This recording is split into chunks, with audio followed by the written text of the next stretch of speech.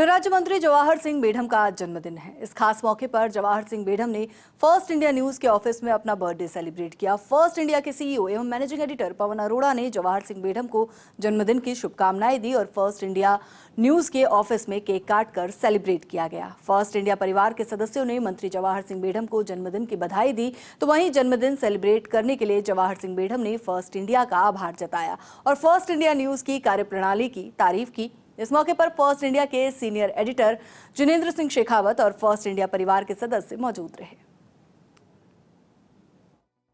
सभी का सौभाग्य है कि गृह राज्य मंत्री जवाहर सिंह बेढम का जन्मदिन है और जन्मदिन के दिन बहुत व्यस्तता होती है, बहुत कार्यक्रम होते हैं जनसेवक की खासतौर से बात करें तो, लेकिन इसके बावजूद जवाहर जी ने वक्त निकाला, फर्स्ट इंडिया न्यूज़ चैनल आए, विजिट किया। सबसे पहले सर बहुत बधाई आपको जन्मदिन की। और हमारे साथ CEO and managing editor Pawan Arora sir सबसे पहले मैं आपसे बात करना चाहूँगी। बहुत कम ही होता है कि ऐसे चैनल में हम किसी का बर्थडे सेलिब्रेट करें, लेकिन आज ख़ास मौका है, ख़ास दिन भी है, क्या कहना चाहेंगे? सबसे पहले तो मैं माननीय जवाहर सिंह बेढम साहब को उनके जन्मदिन की बहुत बहुत शुभकामनाएं देना चाहता हूं, अपनी ओर से भी और पूरे चैनल परिवार की ओर से, हमारे चेयरमैन डॉक्टर जगदीश चंद्रा जी की ओर से और हमारे डायरेक्टर वीसी सर की ओर से। और सबसे खुशी की बात यह है कि एक ऐसे मंत्री या एक ऐसा व्यक्तित्व जो ज़मीन से जुड़ा हुआ है, बेहद सरल है। कभी आपका गाय का दूध दूहते हुए का वीडियो वायरल होता है, कभी आम जनता के बीच में बैठ कर के जन सुनवाई का वीडियो वायरल होता है। तो इतने सरल बहुमुखी प्रतिभा के धनी मंत्री आज हमारे बीच में हैं, तो हमें बहुत अच्छा लग रहा है। और जहाँ तक आपके मंत्रालय की बात है, तो अभी गृह राज्य मंत्री हैं, तो पहली बार कई वर्षों में ऐसा देखने में आया है कि राजस्थान में अपराधों में साइजेबल गिरावट आई है। लगभग आंकड़े देखें तो 8% के आसपास अपराधों में गिरावट आई है। महिला अपराध और जो पिछड़ों के प्रति अपराध हैं उसमें भी साइजेबल गिरावट आई है, वो भी 6 से 7% की गिरावट उसमें देखने को मिलती है। तो अपने काम में जो आदमी माहिर हो और जनता से जुड़ा रहे, जनता की तकलीफ़, जनता की सेवा के लिए हमेशा चिंतित रहे, तो ऐसे व्यक्तित्व को आज हम हमारे यहाँ बीच पा करके अच्छा महसूस कर रहे हैं। और ये एक नई शुरुआत है, एक तरह से आप कह सकते हैं कि फ्रेंड्स ऑफ फर्स्ट इंडिया। तो जो भी तो जो फर्स्ट इंडिया के फ्रेंड्स हैं, फर्स्ट इंडिया के प्रति अपनी सद्भावना रखते हैं, अपनी शुभेच्छा रखते हैं और चाहते हैं कि फर्स्ट इंडिया भी राज्य में जो भूमिका निभा रहा है, सरकारी योजनाओं, नीतियों, कार्यक्रमों को आम जनता तक पहुंचाने की भूमिका निभा रहा है, आम जनता की तकलीफ़ें, कष्ट सरकार तक पहुंचा रहा है और फिर उन दोनों के समाधान करने के लिए एक सेतु का काम कर रहा है। तो वो काम हम करते रहें। तो ऐसे जो मौके हैं वो दिखाते हैं कि एक अच्छे तालमेल से निश्चित तौर पे स्टेट में हम भी अपना योगदान दे सकते हैं, आप भी अपना योगदान दे सकते हैं। Thank you. बिल्कुल बिल्कुल सर। जवाहर जी, सबसे पहले तो पूरे फर्स्ट इंडिया परिवार की ओर से आपको जन्मदिन की बहुत बहुत बधाई। जन्मदिन का मौका खास होता है, लेकिन आप इस खास दिन क्या करना सबसे पहले पसंद करते हैं और जो सालों से करते आ रहे हैं? देखिए, सबसे पहले तो मैं फर्स्ट इंडिया के सभी दर्शकों का, फर्स्ट इंडिया के प्रबंधन का आभार व्यक्त करना चाहूँगा कि आपने मेरे जैसे एक राजनीतिक सामाजिक कार्यकर्ता का जन्मदिन अपने हेड ऑफिस में मनाकर मेरे ऊपर आशीर्वाद दिया है। मैं निश्चित रूप से कृतज्ञ हूँ आप सबका, आदरणीय जगदीश चंद्रा जी का, आदरणीय राजी का। तो भाई साहब का प्यार मेरे पास रहता है। तो देखिए, जन्मदिन एक ऐसा अवसर है जो हर व्यक्ति के जीवन में उसके ज़मीन पर आने का दिन होता है और ज़मीन पर आकर जैसे जैसे बड़ा होता है तो अपने सपने संजोता है कि मुझे अपनी ज़िंदगी में क्या करना है। निश्चित रूप से मैं आभार व्यक्त करूंगा जहां मेरी परवरिश हुई मेरे परिवारीजनों का और उसके बाद भारतीय जनता पार्टी के दल का, जिन्होंने मुझे संस्कार दिए और संस्कार देने के बाद मैं जनसेवा की ओर बढ़ता रहा। विशेष आशीर्वाद गिरिराज महाराज का मेरे ऊपर रहा, गिरिराज गोवर्धन जी की कृपा रही और आज राजस्थान की सरकार में प्रदेश के मुख्यमंत्री आदरणीय भजनलाल शर्मा जी के नेतृत्व में हम अंतिम पंक्ति में बैठे व्यक्ति को समृद्ध करके राष्ट्र की मुख्य धारा में लाने का जो काम कर रहे हैं, उसका मुझे फ़ख्र भी है कि आज मुझे मौका मिला है और मेरे जन्मदिन के अवसर पर पूरे राजस्थान भर से जो मैसेज आ रहे हैं 2 दिन से लगातार, कहीं मंदिरों में पूजा चल रही है, कहीं गौ पूजा चल रही है, कहीं रक्तदान शिविर लग रहे हैं, कहीं हनुमान चालीसा का पाठ हो रहा है, कभी निराश्रित बालकों के जो आश्रम हैं उनमें भोजन वितरित किया जा रहा है। लोग तरह तरीके के आयोजन करके मेरी दीर्घायु की कामना कर रहे हैं। मैं तो इस मौके पर इतना ही कहना चाहूँगा कि जो जिस क्षेत्र में है वो स्वयं भारत के लिए, अपने प्रदेश के लिए और समाज के लिए समर्पित होकर के काम करे, और उसी समर्पण के भाव से प्रदेश के मुख्यमंत्री आदरणीय भजनलाल शर्मा जी के नेतृत्व में विकसित राजस्थान के सपने को पूरा करने के लिए हम संकल्पित हैं। आज सुबह जब उनका फ़ोन आया तो माननीय मुख्यमंत्री जी ने आशीर्वाद तो दिया ही, आशीर्वाद के साथ जब उन्होंने कहा कि बंसीवारे का ध्यान रख करके आप जनता की सेवा में जुटे रहिए, ये मेरे लिए प्रेरणा है, ये मेरे लिए उनका बहुत बड़ा आशीर्वाद है।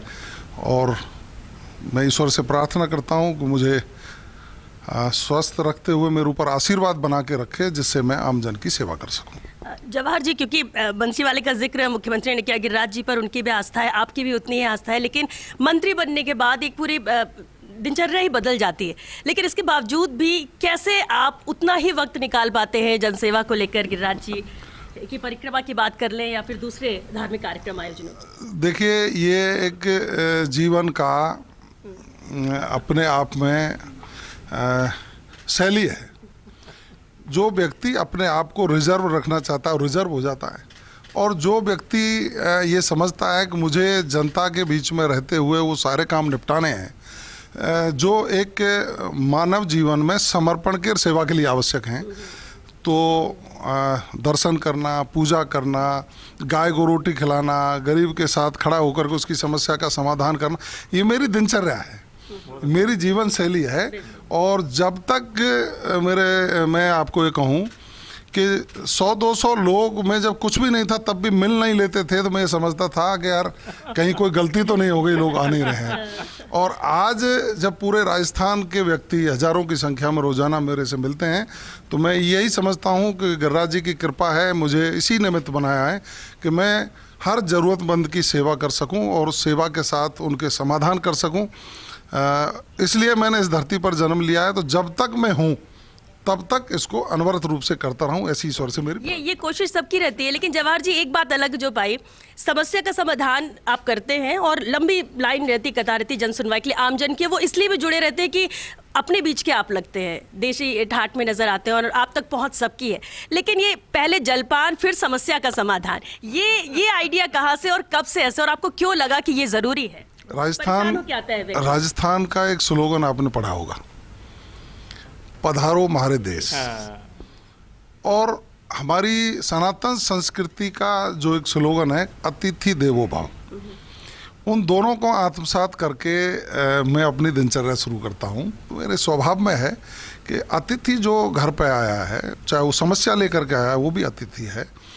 तो मेरा ये भाव बनता है कि पहले जब चल के आया है तो हमें पूछें कि भाई उसने चाय पी है कि नहीं पी, कहीं नाश्ता किया है कि नहीं किया, उसके बाद वो अपनी बात बताए, तो समस्या का समाधान करने में मुझे बड़ा मज़ा आता है।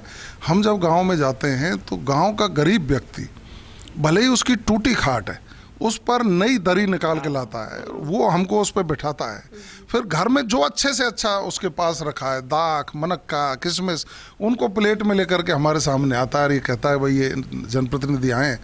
और वो जब वहाँ से जयपुर चल करके आए और उसको चाय मुहैया नहीं हो, तो हम जैसे लोगों को जनप्रतिनिधि रहने का कोई हक नहीं है। हमारा हक बनता है कि हम उसकी सेवा करें, सेवा के बाद उसकी समस्या सुनें और उसका समाधान करें। ये प्रेरणा मेरे गुरुजन से मिली है, मेरे दादाजी से मिली है, गिरिराज महाराज जी से मिली है, और माननीय मुख्यमंत्री जी का हमेशा ही रहता है। मैं आपको एक संस्मरण सुनाता हूँ। माननीय मुख्यमंत्री जी जब जिलाध्यक्ष थे, युवा मोर्चे के अध्यक्ष थे, तो जो उनके घर पर जाता था, तो उनकी धर्मपत्नी है श्रीमती आदरणीय गीता जी, वो हर व्यक्ति से पूछती थी खाना खाया कि नहीं खाया, कमाल, हर व्यक्ति से। और उन्होंने जो सेवा की, मेरे जहन में भी चूंकि पारिवारिक पृष्ठभूमि भी ऐसी है, तो मुझे लगा हम एक ही मन के आदमी हैं, हमको भी इसी तरह से करते रहना चाहिए, कब किस गरीब की आत्मा दुआ दे जाए। इस संकल्प को लेकर के हम काम कर रहे हैं। और ऐसे में काम करने में मजा आता है जब एक ही मन के व्यक्ति एक साथ सरकार की कमान संभाले हों और आगे लेकर चल रहे हों, तो काम भी आसान होते आते। तो शायद यही वजह है कि इतने कम वक्त में भी बहुत सारी उपलब्धियां हैं जो मौजूदा सरकार ने यहाँ पर नजर भी आ रहा है आम जन के बीच में। एक आखिरी सवाल जरूर रहेगा, क्योंकि अब क्योंकि मानसून सत्र की शुरुआत होने जा रही है और सबसे अहम बात है कि सीएमओ के विभाग के जो जवाब होंगे वो 5 अहम मंत्रियों के कंधों पर है, जिनमें आप भी शुमार हैं। कितनी तैयारी है, क्योंकि विपक्ष तो कहता है कि मानसून सत्र भले ही कितना भी छोटा हो, हंगामा जोरदार होगा, यानी वो हंगामे के लिए तैयार है। पलटवार के लिए आप कितने तैयार? देखिए, स्वस्थ लोकतंत्र के लिए और किसी भी प्रदेश और देश के विकास के लिए जितनी जरूरी सत्ता पक्ष है उतना ही महत्व विपक्ष का भी है। लेकिन पिछले दिनों से आप देख रहे होंगे, लोकसभा चली, संसद में विपक्ष के लोगों ने जनता के हित के मुद्दे ना उठाते हुए सिर्फ हंगामा खड़ा किया। और देश के यशस्वी प्रधानमंत्री जी, माननीय लोकसभा अध्यक्ष जी और हमारे नेतागण हमेशा कहते रहे कि आप स्वस्थ बहस करिए, जनता के हित में क्या अच्छा हो सकता है वो सरकार करने के लिए संकल्पबद्ध है। लेकिन विपक्ष के लोगों ने नहीं किया और जनता की गाड़ी कमाई के पैसे को बिना वजह लोकसभा में खर्च किया। अब राजस्थान की विधानसभा की शुरुआत आज से हो रही है। सर्वदलीय बैठक बुलाने की पहल माननीय मुख्यमंत्री जी हमारे भजनलाल शर्मा जी ने की।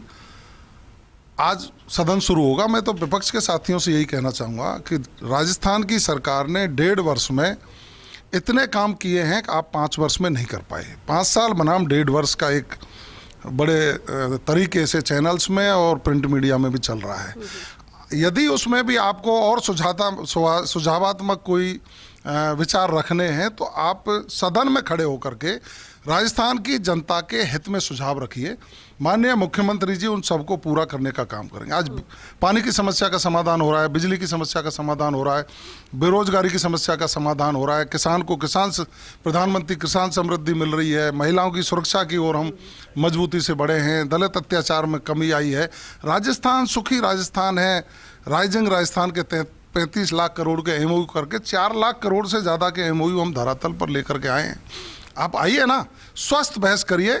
और मैं तो ईश्वर से यही प्रार्थना करूंगा कि राजस्थान के विकास की गति को आगे बढ़ाने के लिए प्रदेश के मुख्यमंत्री आदरणीय भजनलाल शर्मा जी संकल्पबद्ध हैं। तो विपक्ष के साथियों को सकारात्मक आलोचना करते हुए विकास की गति को आगे बढ़ाने में सहयोग करना चाहिए, मेरी उनसे अपील है। चलिए, हम भी ये उम्मीद करते हैं कि इन्हीं विचारों के साथ आप आगे ऐसे ही काम करते, राजस्थान के जनता के हित में काम करते रहें और आगे बढ़ते रहें। एक बार फिर आपको फर्स्ट इंडिया परिवार की ओर से बहुत बहुत शुभकामनाएं सर जन्मदिन की। और ये जन्मदिन पर गिरिराज जी के प्रति इससे खूबसूरत तोहफा हो नहीं सकता आज जन्मदिन के शुभ अवसर